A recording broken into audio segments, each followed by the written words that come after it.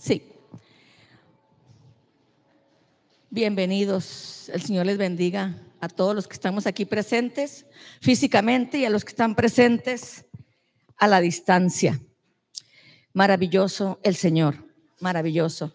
Quiero decirle, no por algún pensamiento humano o de sensación, pero decirle que Dios está aquí. Dios está aquí. Y trae una palabra que tiene que ver con los 3 últimos cantos que se ministraron. Aunque el título de la enseñanza es ¿necesitas un milagro? Solo Dios puede. Voy a hablar de un milagro, hermanos, que muchos de nosotros quizás a veces no tomamos en cuenta, pero que es necesario y fundamental suceda en nosotros. Es necesario, muy importante. Y los 3 últimos cantos tienen que ver con el milagro que el Señor puso en mi corazón que hable en esta mañana. Si se fija, se habló el segundo canto, habló de que Dios te recibe como un hijo, el tercer canto también, y este último canto hablaba de que Dios es digno y que te recibe con todos nuestros errores. Él nos recibe. Aunque voy a hablar de milagro, hermanos, voy a hablar, el Espíritu, mejor dicho, corrijo, el Espíritu va a hablar por medio de mí del milagro que debe suceder en el corazón que de alguna manera está en Dios o se ha apartado de Dios o ha pecado contra Dios. Esos corazones necesitan un milagro y la Biblia habla de eso, así clarito. Entonces, partiendo de ahí, yo me gozo por las alabanzas, por la dirección que tuvo Esthercita. Nosotros como padres enseñamos el camino a nuestros hijos, pero ellos van haciendo su propia historia con Dios. Y va a haber caídas y tropezones como quizás los tuvo usted o los tuve yo, o los tenga usted o los tenga yo. Pero como decía la administración, siempre Dios nos llama a su reino porque quiere restaurarnos, reconciliarnos, atraernos a Él. Y a veces el servicio a Dios te impide entregarte a Él verdaderamente porque ocultas, cubres esa falta con el servicio. Y hoy vamos a hablar a corazón abierto, ¿le parece? Que Dios haga una operación en tu corazón y en el mío, que haga un milagro en tu corazón y en el mío. Y voy a hablar del milagro bíblicamente y que tiene que ver con un milagro cuando has caminado lejos de Dios y quieres volver y se te dificulta volver.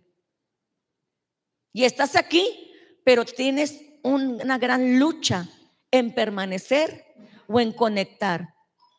Necesitas un milagro. Amén. Necesitamos un milagro. Pero no sin antes quiero decirle que bien tremendo, porque si hablo de milagros en la Biblia, hermanos, aparece una palabra ahí. Voy a hablar esta vez, necesito que esté usted bien apercibido, porque el Señor va a hablar de diferentes maneras. Milagro en la Biblia, en el original griego, lo describe como dunamis. Si tú buscas en griego la palabra milagro, vas a encontrar el concepto dunamis.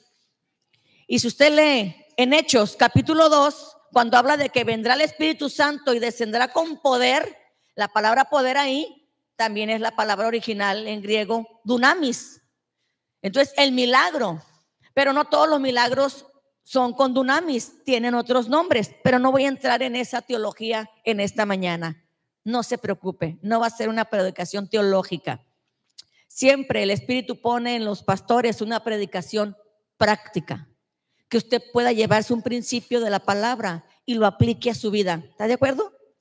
Ese es el Espíritu, porque así va la vida del ser humano siendo transformada de gloria a gloria y de victoria en victoria.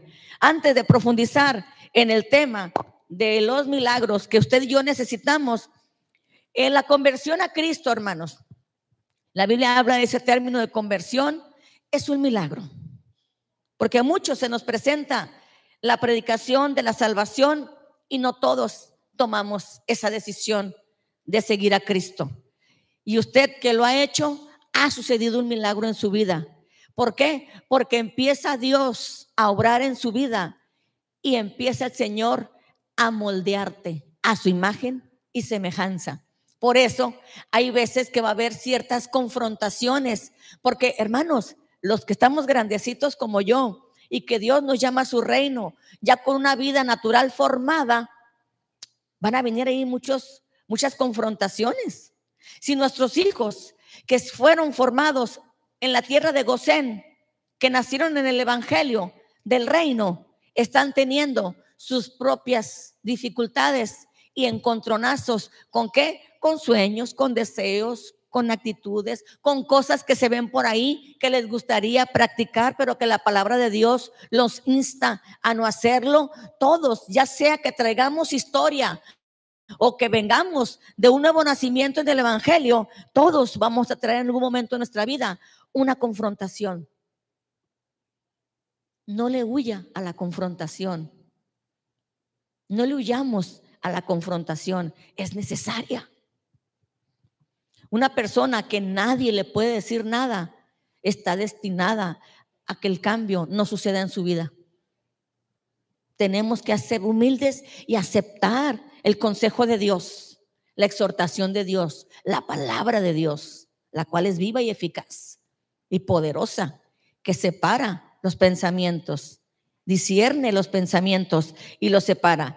Entonces, habiendo dicho eso, lo que es un milagro, que es dunamis, y habiendo comentado que también en Hechos 1:8 viene en la misma palabra cuando habla del poder, este poder, hermanos, es de su origen completamente sobrenatural. Y quiero decirle que los milagros, nada más estoy poniendo aquí la plataforma, los milagros no siempre te van a acercar a Jesús. No siempre. Aquí yo vemos aquí en la Biblia, le voy a llevar para que usted lo confirme. Vaya a Mateo 11, 20 y 21 para leerlo.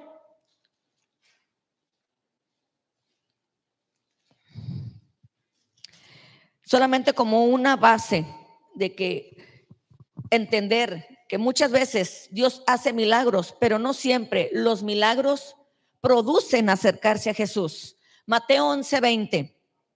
Ya estamos ahí, ¿verdad? Dice la escritura: entonces comenzó a reconvenir a las ciudades en las cuales había hecho, ¿qué? Muchos milagros, porque no se habían, o sea, un milagro se maravilló, pero no lo llevó a querer seguir a Cristo. Se sorprendieron, se maravillaron, pero no tomaron la decisión de seguir a Cristo. En el 21 vi una sentencia de parte de Jesús para estas ciudades.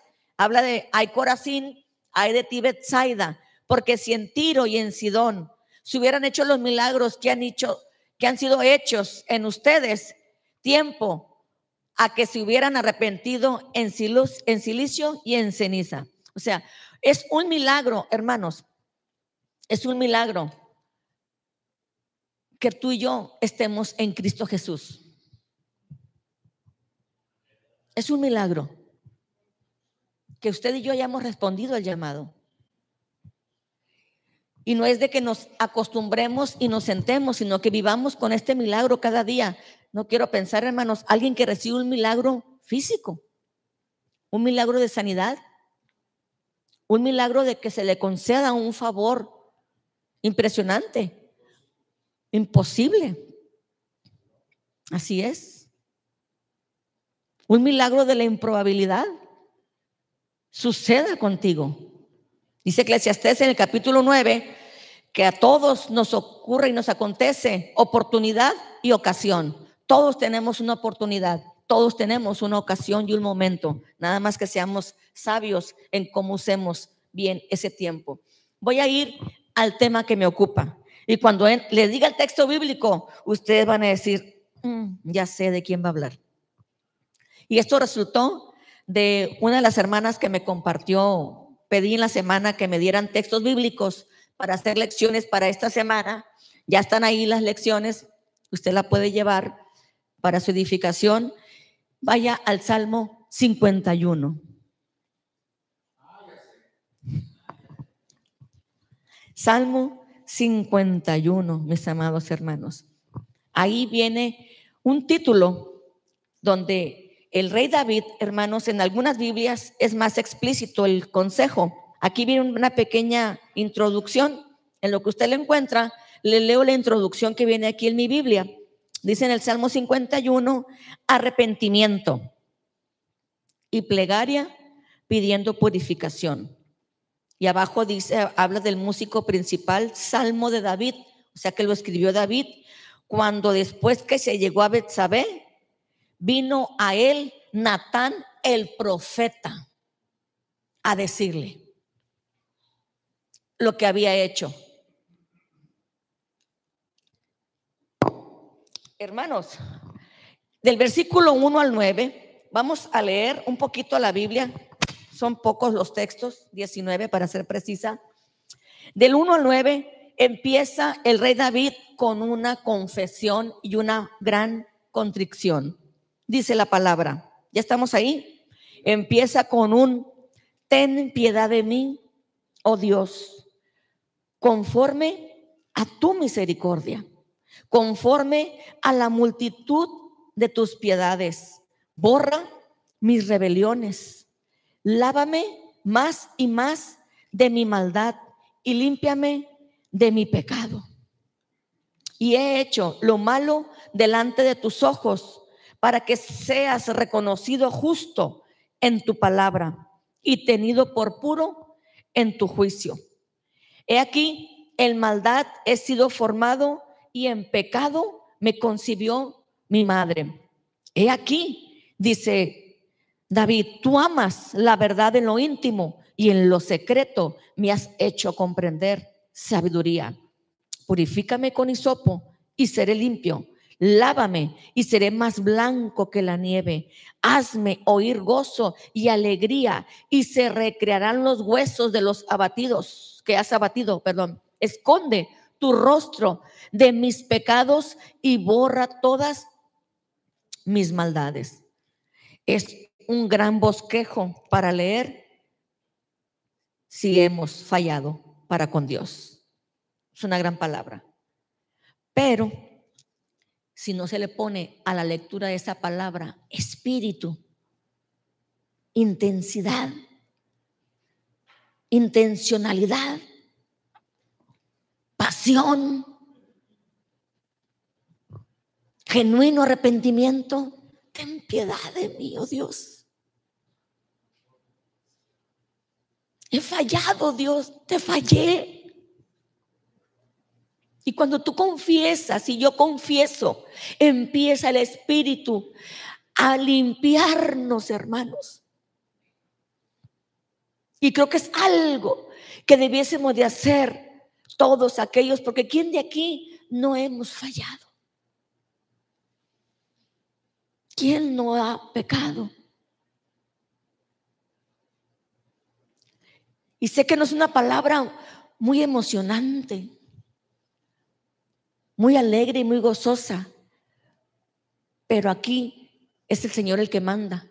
Y aquí se predica lo que el Espíritu sabe que debe soltarse. Yo no le dije a Jonathan que eligiera esos cantos, pero el que me dijo a mí que compartiera esta palabra es el mismo que le dijo a él: ministra esos cantos. Amén. Y hablaba la joven que testificaba hace rato de su experiencia con Dios en la dirección. A veces quizás nos enfocamos en que ya no hacemos lo que hacíamos antes, hermanos. Pero ahora en Cristo hay muchas maneras de fallar, no precisamente haciendo lo que hacías antes. Dice la Biblia que si no haces lo bueno y sabes que debes de hacerlo, ya te has contado como una infracción, como pecado. Imagínense, que tú ves la oportunidad de ayudar a alguien y volteas tu rostro para nosotros los que estamos en Cristo, ¿no? Entonces, qué interesante, hermanos, es leer esta primera porción. ¿Y dónde está el milagro aquí, pastora? Híjole, ahí le va la parte interesante que Dios me dio y me entregó esta porción leyéndola. A mí me dieron el texto, el 51:10, la hermana, para que de ahí compartiera. Y el texto del 10 al 12, vamos a leerlo, es donde voy a desarrollar un poquito la palabra. Y dice aquí: crea en mí, oh Dios, un corazón limpio y renueva un espíritu recto dentro de mí. No me eches de delante de ti, y no quites de mí tu Santo Espíritu. Vuélveme. Wow, se había ido. Vuélveme el gozo de tu salvación y espíritu, con E minúscula, el de Él, noble, me sustente. Hermanos, quiero compartirles que David sintió que no era suficientemente, hermanos, que le limpiara a Dios el corazón. Él rogaba para que se le creara un nuevo corazón. Con esto David estaba diciendo lo que decía el profeta Ezequiel, que les daré un corazón nuevo y quitaré ese corazón de piedra y les daré un corazón nuevo. Amados hermanos, la palabra que está ahí, crea en mí un corazón limpio. Crea es la misma palabra en el original ahora hebreo que está en Génesis 1:1. ¿Qué dice ese Génesis 1:1? En el principio creó Dios los cielos y la tierra. Bereshit bara ha-Elohim ha-Aret ha-Shamaim. Elohim es Dios. Bereshit es en el principio. Bereshit bara. Aquí dice creó. Bara. En el Génesis dice también bara. ¿Qué quiere decir eso, hermanos? Que es un milagro, porque solo puede hacer algo de lo increado. Es lo mismo que estaba diciendo ahí. Yo entendí el espíritu del rey David cuando decía: crea en mí. O sea, de lo imposible, de lo inexistente, de lo que no es, de lo que no hay. Crea en mí un corazón limpio. ¿Por qué? Porque este corazón que tengo pecó. ¿Y sabes qué, Señor? Lo va a volver a hacer.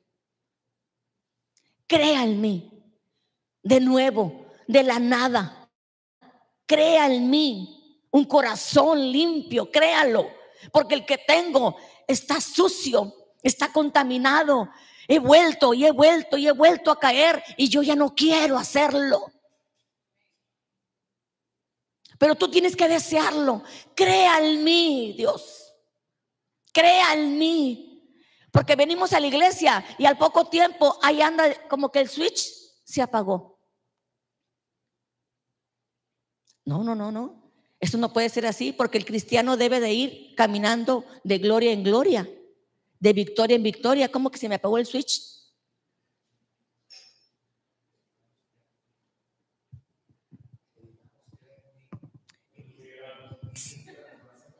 Sí, pastor.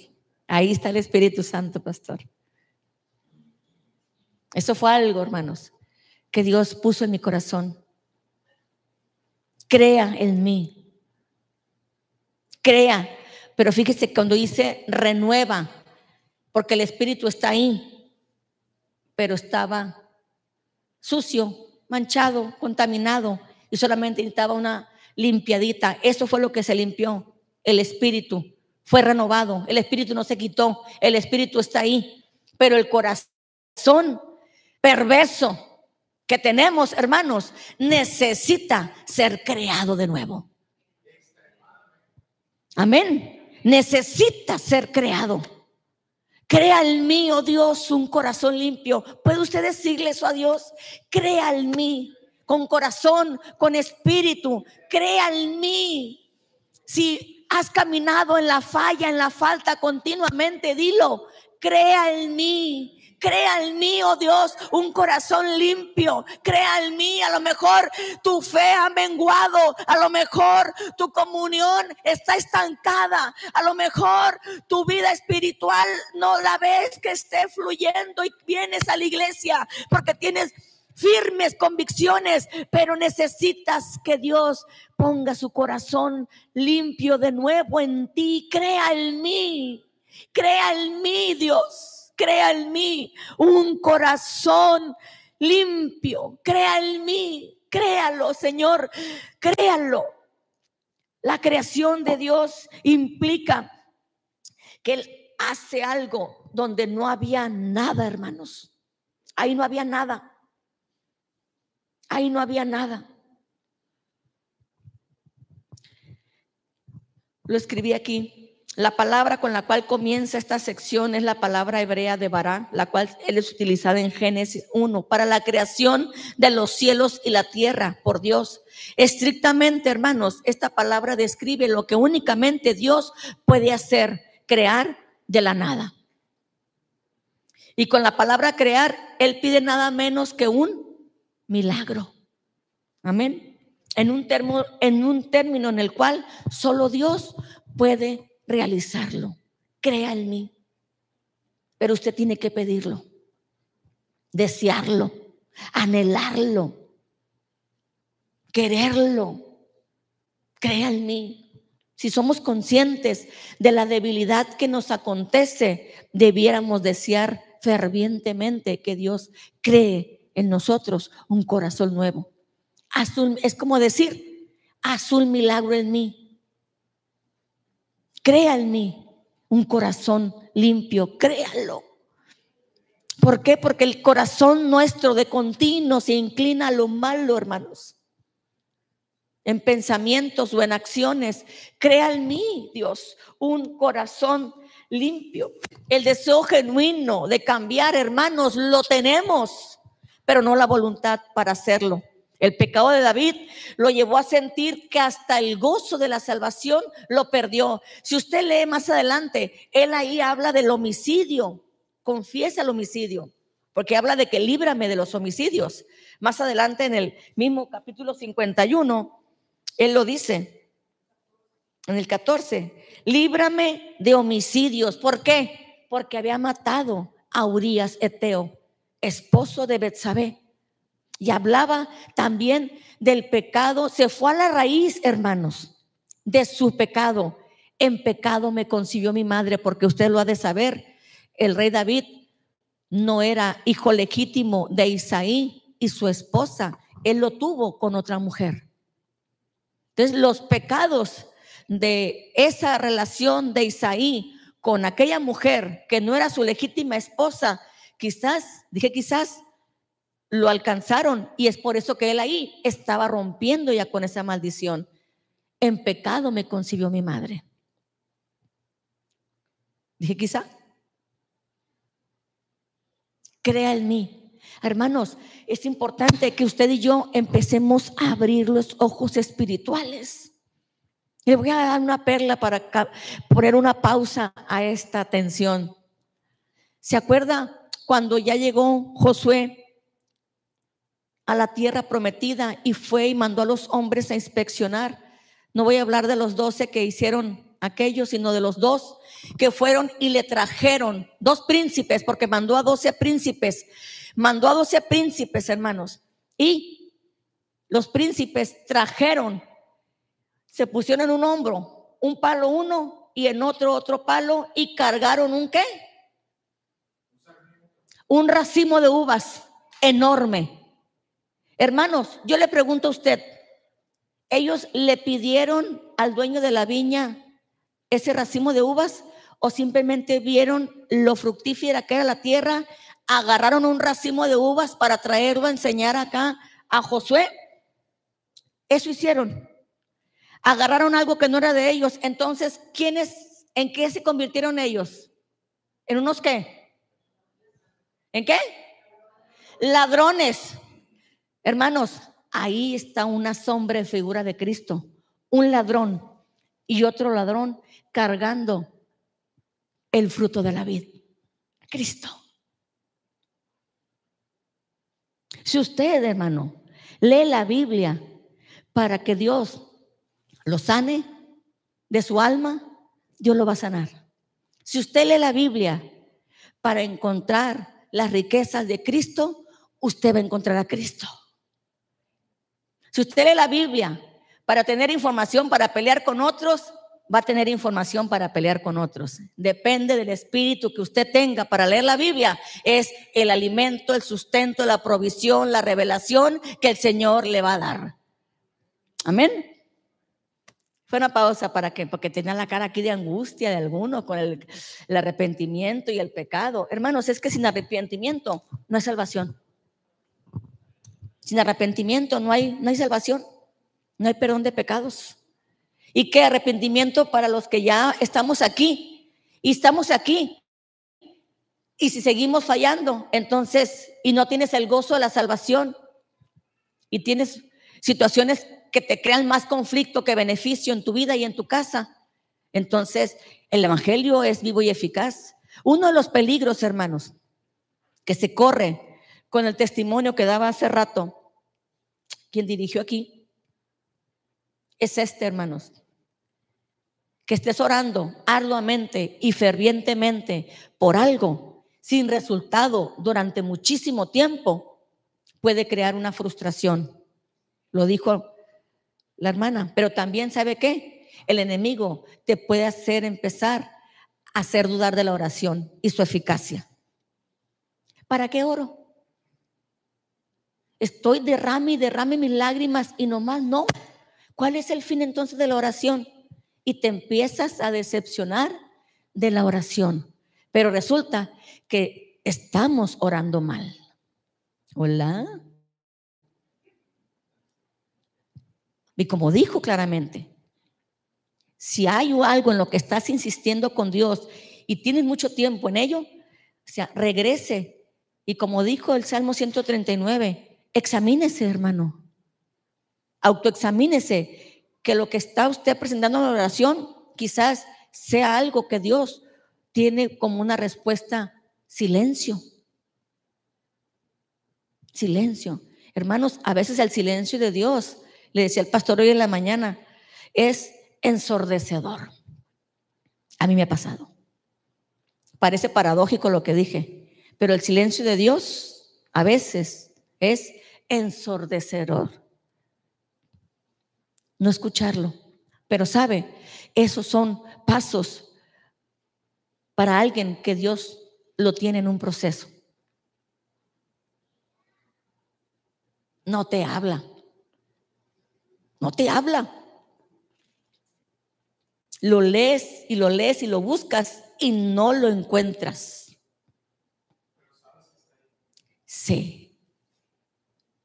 Pero quieres escucharlo como lo hacías antes y no escuchas nada.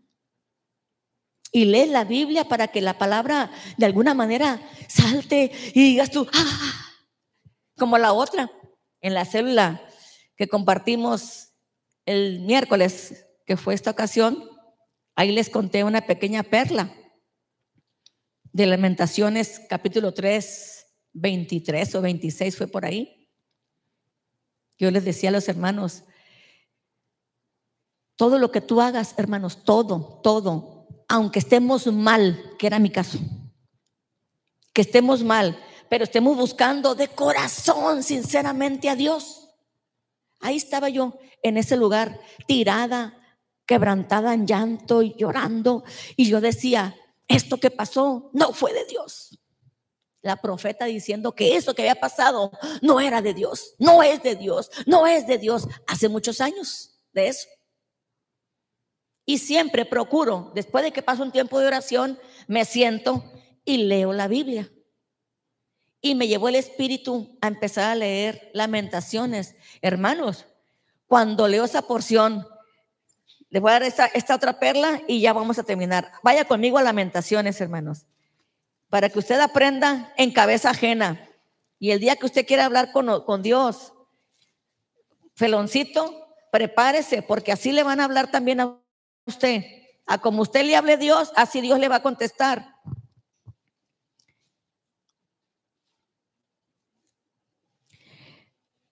Lamentaciones 3:37. Yo empecé a leer el capítulo 3 aquel día, aquella tarde que oraba aquí. Y después que había dicho esa palabra, que eso que pasó no fue de Dios, me llevó el Espíritu a leer este capítulo. Pero cuando llego a este versículo 37, Lamentaciones 3:37, ¿ya lo encontraron? Acá anda Marisela. ¿A dónde pueden ayudar acá, Marisela, por ahí? Adelante de Jeremías, trata Lamentaciones.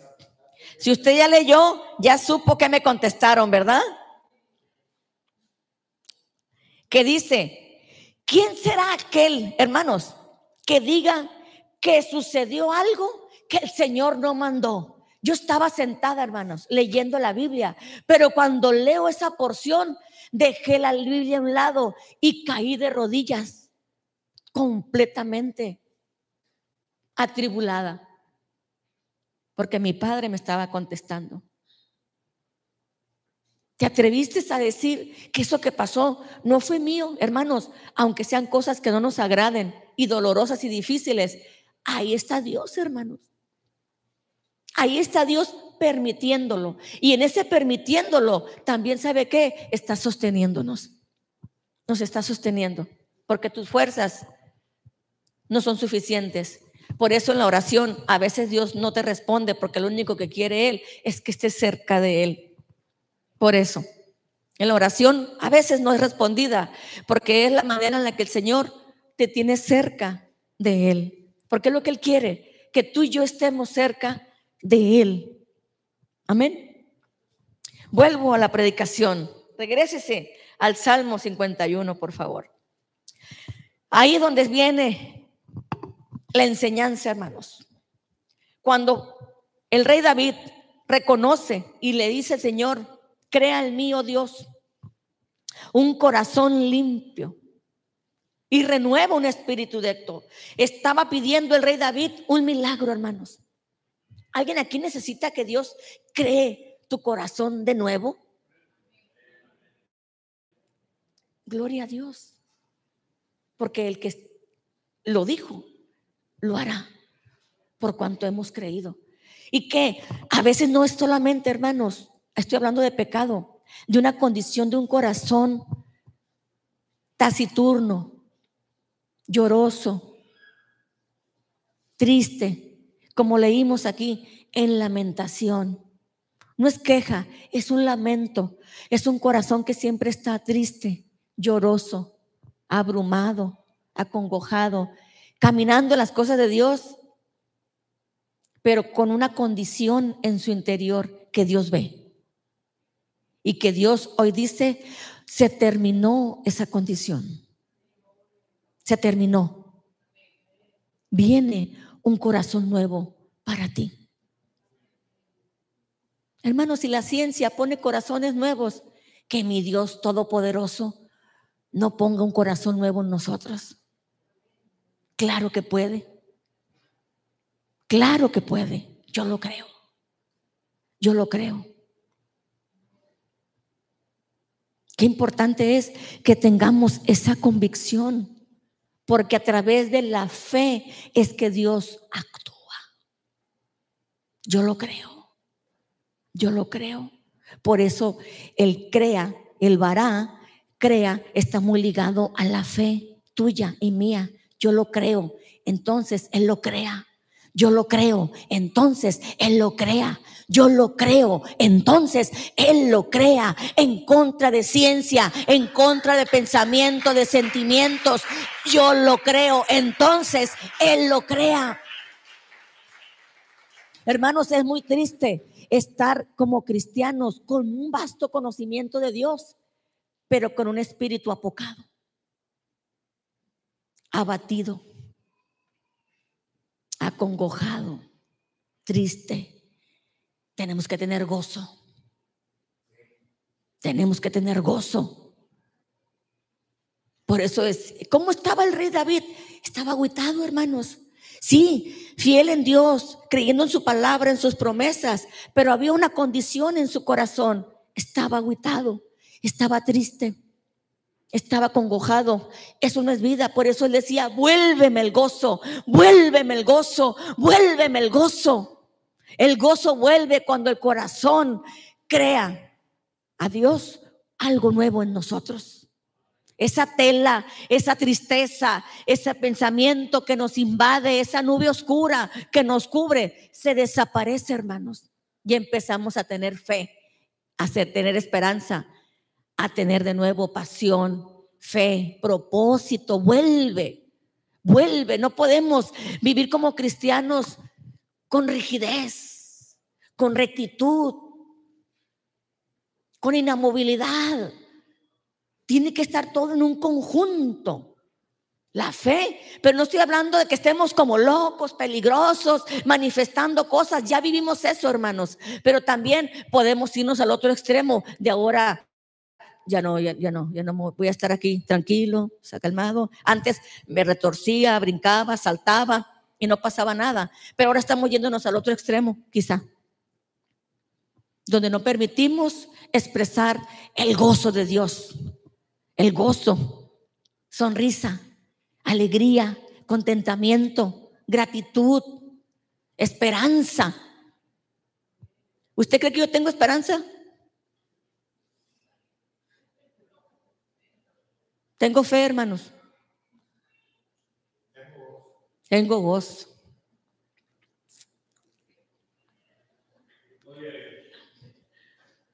¿Y qué? ¿Es malo eso? No, es una condición. Es una condición del corazón abatido, afligido, contristado, opacado, abrumado. Solo Dios sabe. Porque decía Pedro: hermanos míos, hoy lo andaban persiguiendo, lo querían matar. Y luego Pedro dice: hermanos míos, tengan por sumo gozo cuando se encuentren en diversas pruebas. Porque quiere decir que están haciendo algo bien. Si la gente te está criticando y te está señalando, o vienen cosas y aflicciones a tu vida, circunstanciales, naturales, lo que sea que venga a tu vida, tú debes de estar en gozo, porque la vida de Cristo no se trata de las cosas, los bienes, las personas, lo que tú y yo tengamos o poseamos. Se trata de que estemos expresando a Cristo siempre, en todo momento. Y había un Cristo vivo en ti y en mí. Hay un Cristo vivo en ti y en mí. Y un Cristo vivo es asunto de vida, de gozo, de alegría, de esperanza, de fe, de confianza, de contentamiento, de alegría, de felicidad.